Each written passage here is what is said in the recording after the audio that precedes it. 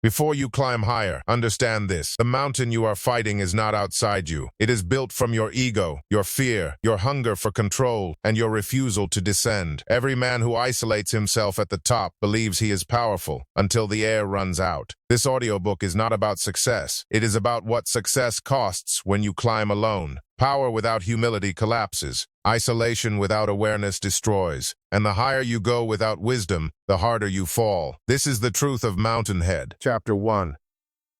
Stop climbing blind. You don't fail because you lack ambition. You fail because your ambition is moving faster than your awareness, creating reckless momentum that feels powerful but is deeply unstable. Most people confuse speed with strength, urgency with intelligence, and movement with progress. Yet ambition without self-awareness is not power. It is danger.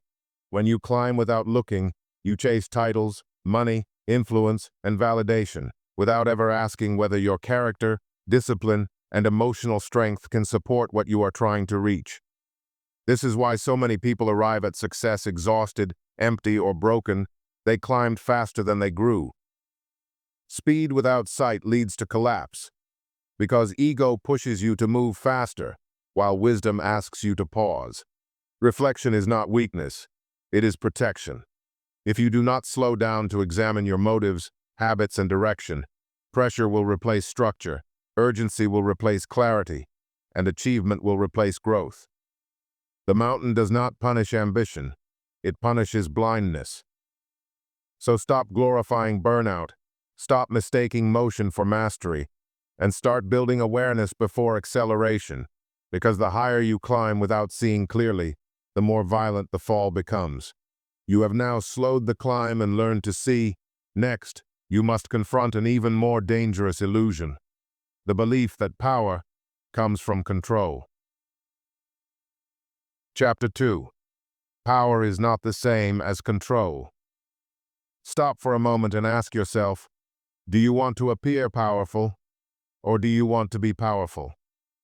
Most people confuse control with power. They wear it like armor, thinking that dominating others, forcing outcomes, and bending situations to their will is a sign of strength. But this is an illusion.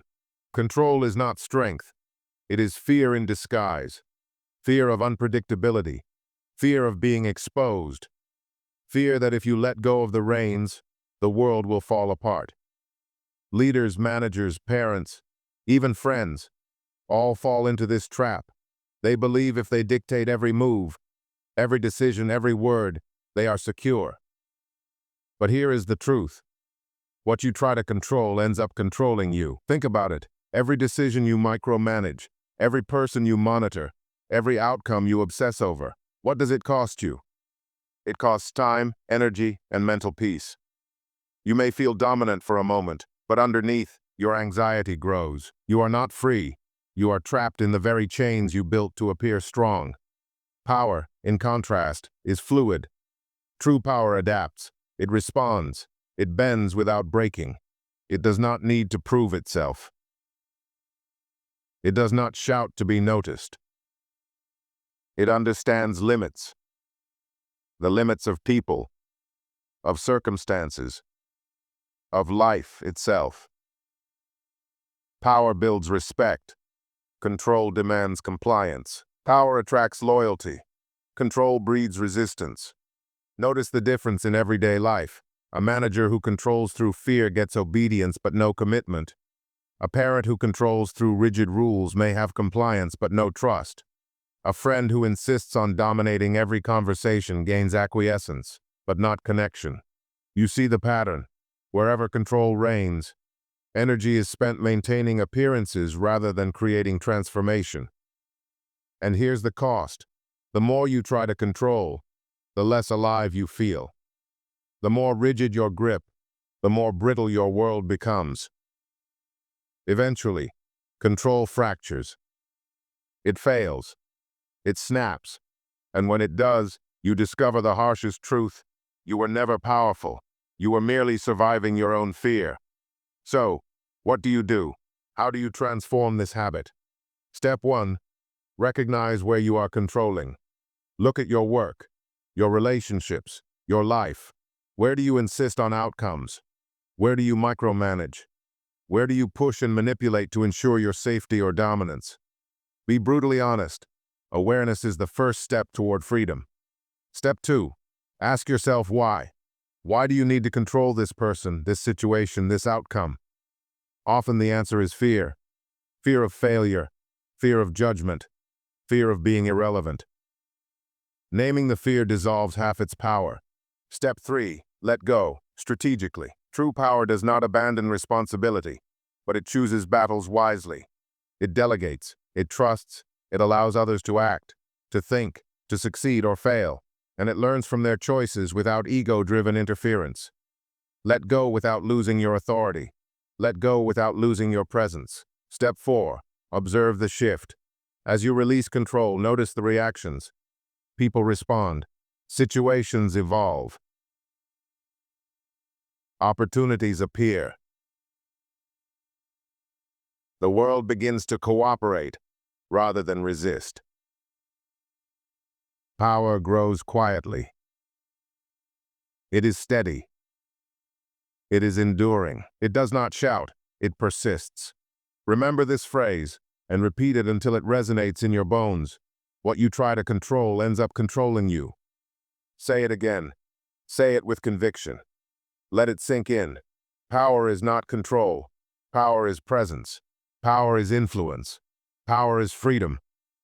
Here's the transformative action for this chapter. Stop trying to control outcomes. Stop trying to dominate people. Start cultivating adaptive power. Start mastering presence, influence, and calm authority. The results will not be instant, but they will be real. And real power, unlike control, lasts. Now pause, reflect. Are you holding your world in a grip that is slowly choking you? Or are you learning to wield influence without fear? You have recognized your fear. You have confronted your compulsion to dominate. You are beginning to understand the difference between fleeting control and enduring power. And now, with this awareness, it is time to confront the next truth. Isolation masquerades as strength, but it can destroy you. Chapter 3. Isolation feels like strength until it kills you. Stop for a moment and examine the walls you've built around yourself. Isolation can feel like armor, like strength, like control, but it is often the quiet architect of your downfall. Cutting people off may give you a temporary sense of power, a feeling that you are untouchable and above interference. But the truth is that every voice you silence, every perspective you reject, every challenge you dismiss, slowly erodes your awareness and your judgment. Leaders, parents, managers, even friends, anyone who refuses input, ignores dissent, or avoids accountability, is building a fortress that will eventually trap them. Silence around you is not respect. It's danger. Consider how isolation manifests in everyday life. A CEO who never allows employees to question decisions risks blind spots that can collapse entire divisions. A parent who shields themselves from feedback loses touch with the reality of their children's needs. A friend who refuses to listen to advice loses connection and insight. The more you isolate, the smaller your world becomes, and the louder your ego echoes, convincing you that you are strong, when in fact you are fragile, vulnerable, and untested. So what do? How do you transform this destructive pattern into genuine strength? Step 1. Recognize the isolation. Who have you shut out? Whose opinions do you ignore? What advice do you dismiss because it challenges your ego? Awareness of your solitude is the first step toward rebuilding connection. Step 2. Confront the fear behind it. Why do you push people away? Often it is fear of criticism, fear of betrayal, or fear of losing control. Naming these fears disarms them and allows you to engage without defensiveness. Step 3. Actively seek feedback and exposure. Strength is not proven in solitude, it is tested in interaction. Invite perspectives, allow challenges, listen before responding, and observe without judgment. Step 4. Integrate the lessons. Use the input you receive to adjust your decisions, correct mistakes, and refine your judgment. This is not weakness. This is strategy. This is wisdom. This is power strengthened by connection. Repeat this phrase until it resonates in your bones, Silence around you is not respect, it's danger. Let it remind you that true leaders, true survivors, are never isolated. They are engaged, aware, and accountable. The transformative action for this chapter is clear. Stop isolating, stop rejecting dissent, and start welcoming honest voices, even uncomfortable ones. Build bridges, not walls. Listen more than you speak, observe more than you assume, and measure your strength by the depth of your connections rather than the height of your solitude. The rewards will not be immediate, but over time, your decisions will become sharper, your judgment clearer, and your influence deeper. Now pause and reflect. Are you hiding behind isolation, mistaking it for strength? Or are you opening yourself to challenge, connection, and growth? You have recognized the danger of solitude. You have confronted the ego that builds walls.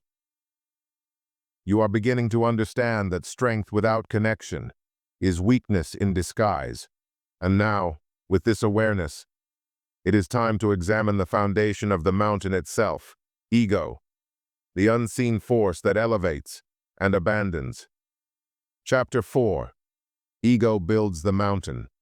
Ego is the silent architect of the mountain you are climbing, convincing you that higher always means better, that reaching more, achieving more, and being seen at the top is the ultimate measure of your worth. Ego whispers that ambition is the same as greatness, that the summit defines you, and that humility is weakness. But in truth, the mountain grows as humility shrinks. Every unchecked desire to be admired, every compulsive need to outperform, every insistence on recognition fuels a peak that becomes increasingly unstable. Ego elevates, and then abandons. It lifts you higher, makes you believe you are untouchable, and then leaves you exposed, alone, and vulnerable. Look around. How often have leaders collapsed, not because of competition or circumstance, but because their ego isolated them from guidance, warnings, and reality itself?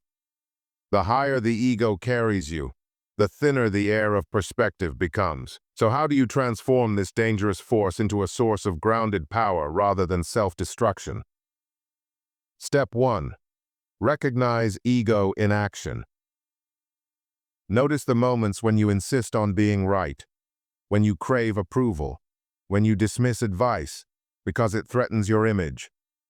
Awareness is the first tool to dismantle the mountain your ego has built. Step 2. Cultivate humility deliberately. Humility does not mean weakness.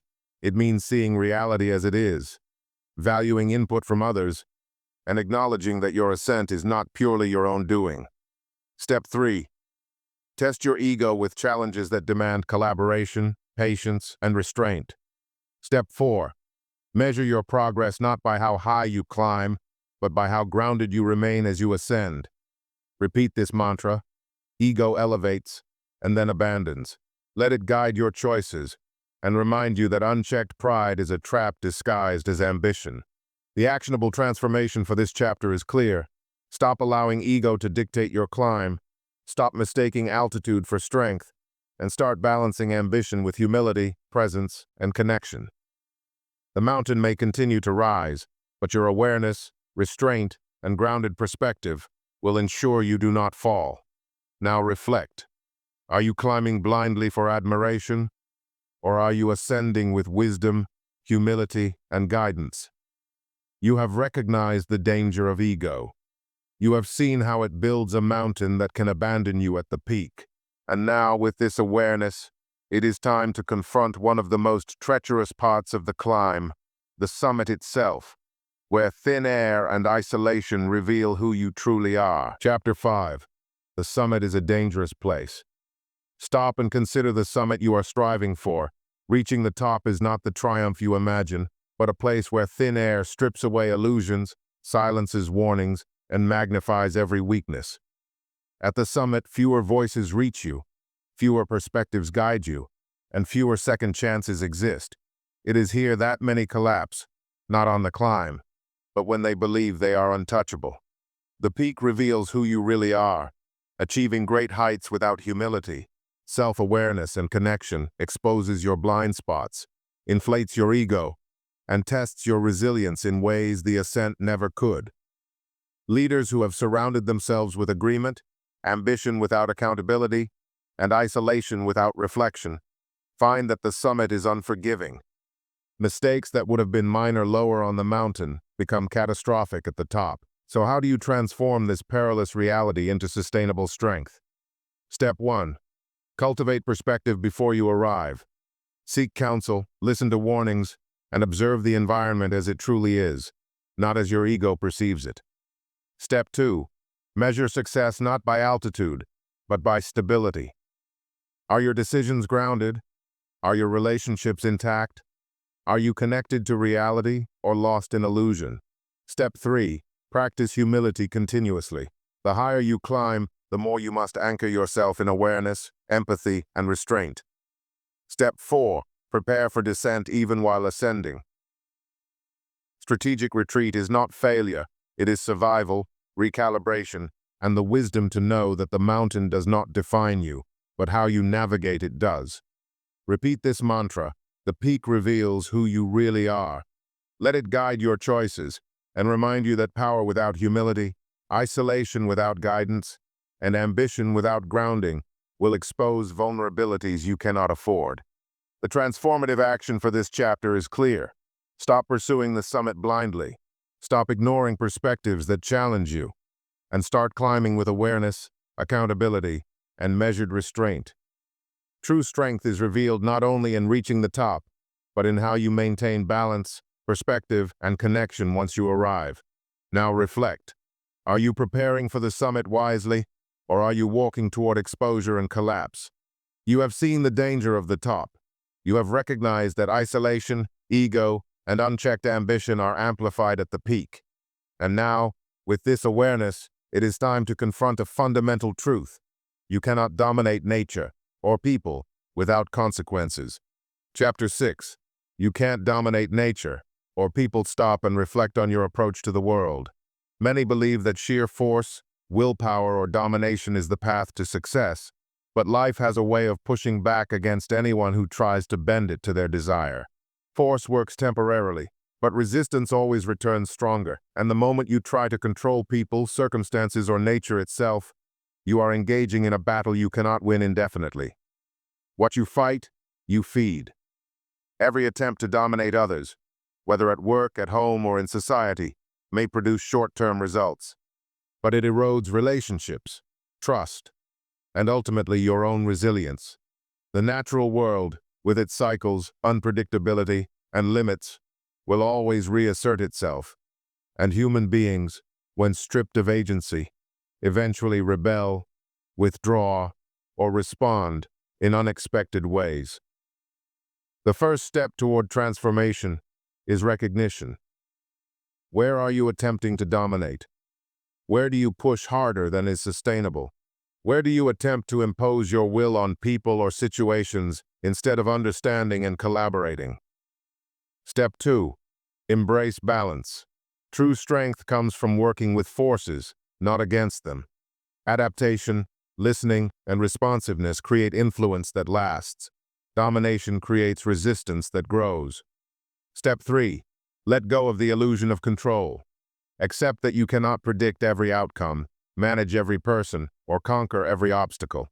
Instead, focus on what you can influence through awareness, skill, and collaboration. Step 4. Observe the consequences of your actions. Are your relationships stronger or weaker? Are outcomes stable or fragile? Are people inspired or resentful?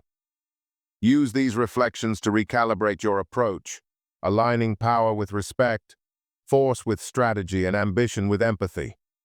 Repeat this mantra: what you fight, you feed.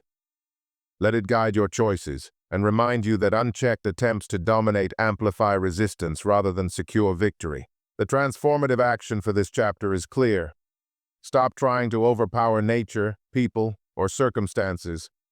Stop treating force as a long-term strategy and start cultivating adaptive influence, collaboration, and respect for the natural limits of life. The rewards may not be immediate, but over time, resilience, trust, and sustainable power will replace the brittle results of domination. Now pause and reflect. Are you struggling against the world, or are you navigating it with awareness, skill, and strategic balance? You have seen the futility of domination. You have recognized that attempts to control ultimately empower resistance. And now, with this awareness, it is time to explore a critical principle of leadership and life. Knowing when to descend is not failure. Chapter 7. Descent is not failure. Stop and reconsider your perception of retreat. Stepping down is often viewed as weakness, a sign of defeat, or a failure to achieve. But in truth, descent is strategic, essential, and often the wisest choice for survival and long-term success.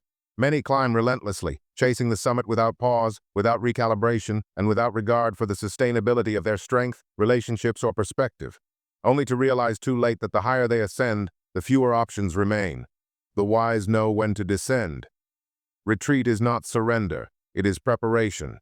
It allows you to reassess your position, evaluate your decisions, repair relationships, and regain clarity that is impossible at the peak when pride, ego, or fear clouds judgment. Step 1. Recognize the moments when persistence is no longer productive. Identify the areas of life, work, or ambition where continued push could cost more than gain. Step 2. Remove ego from the equation.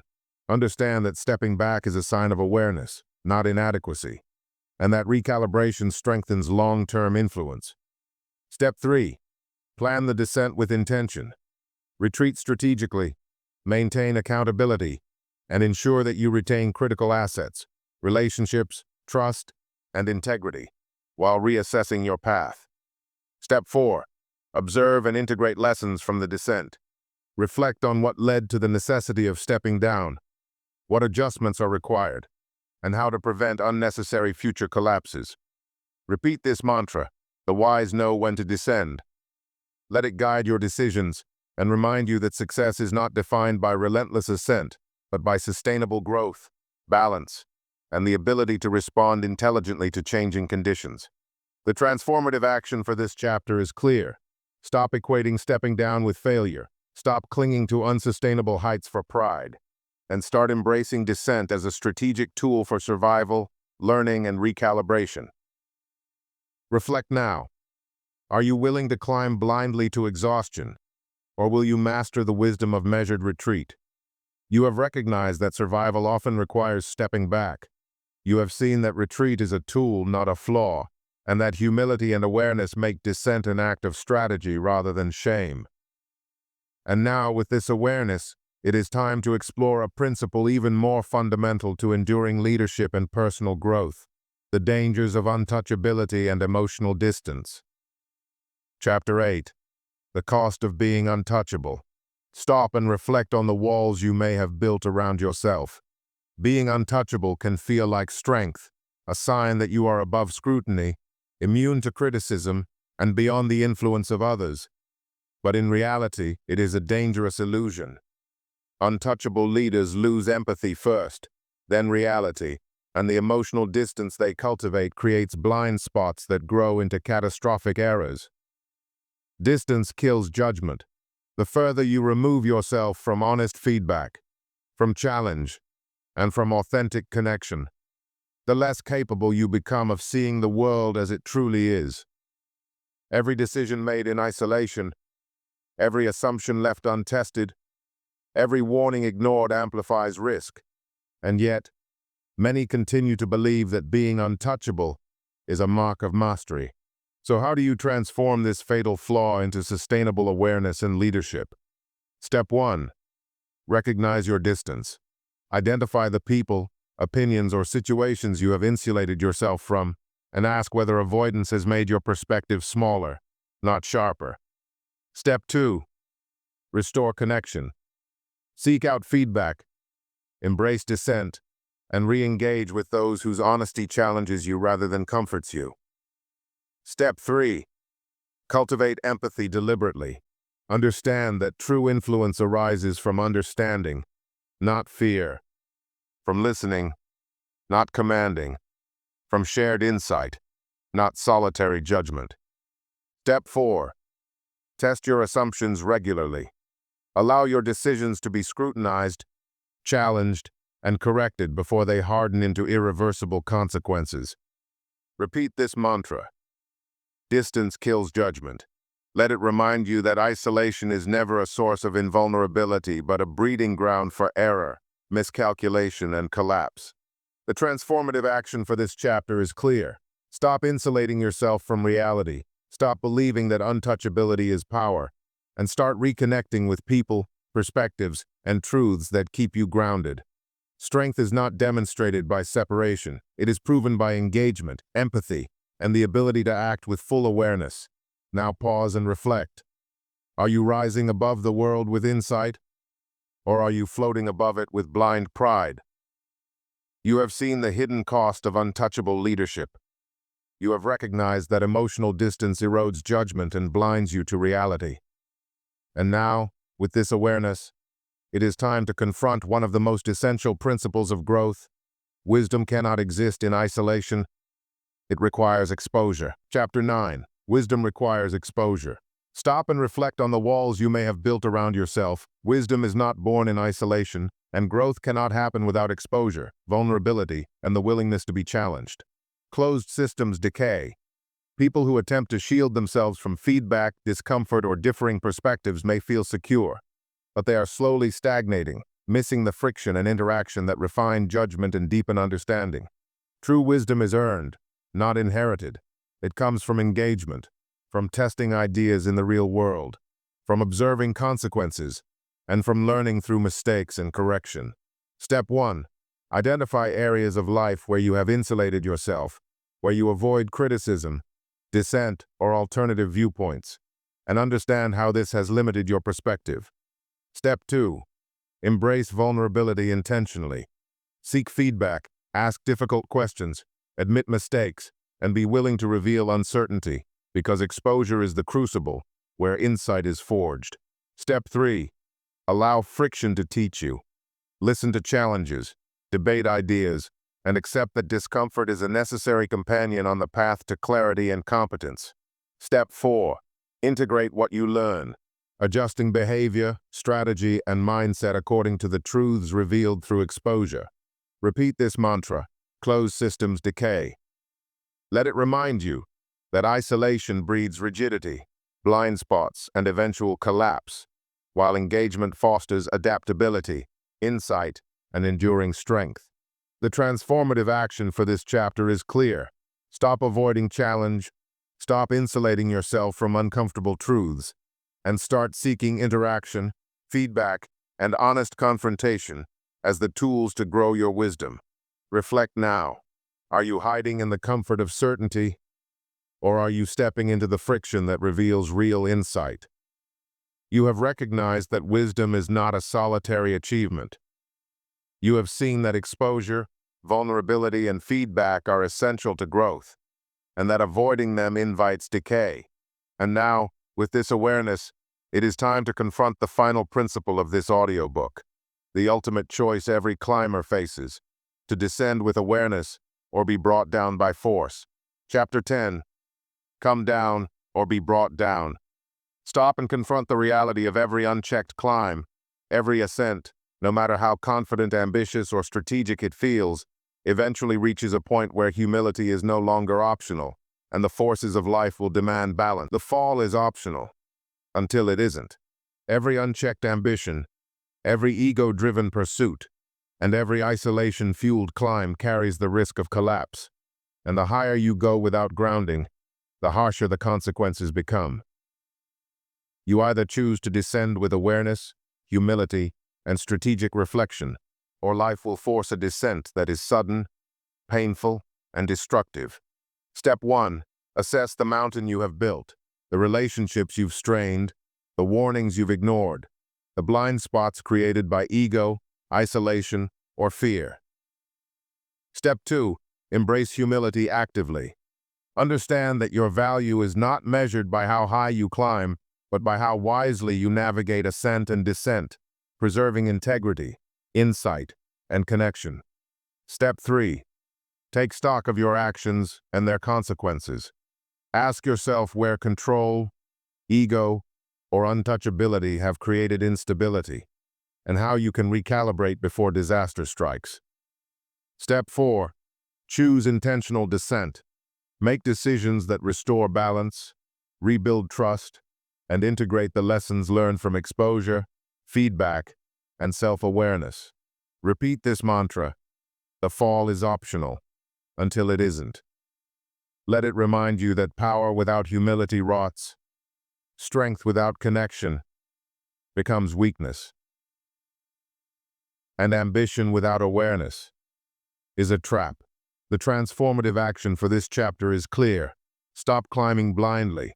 Stop assuming the summit defines you, and start choosing when to come down with wisdom, foresight, and grounding. Reflect now. Are you letting ego, fear, or pride dictate your ascent? Or are you mastering the timing and manner of your descent? You have seen the consequences of unchecked ambition.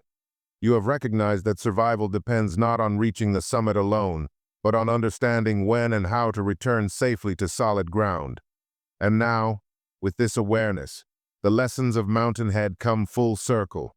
The mountain is not a measure of your power. It is a reflection of your wisdom, humility, and the connections you maintain. Decide today, descend with awareness, or risk being brought down by forces beyond your control.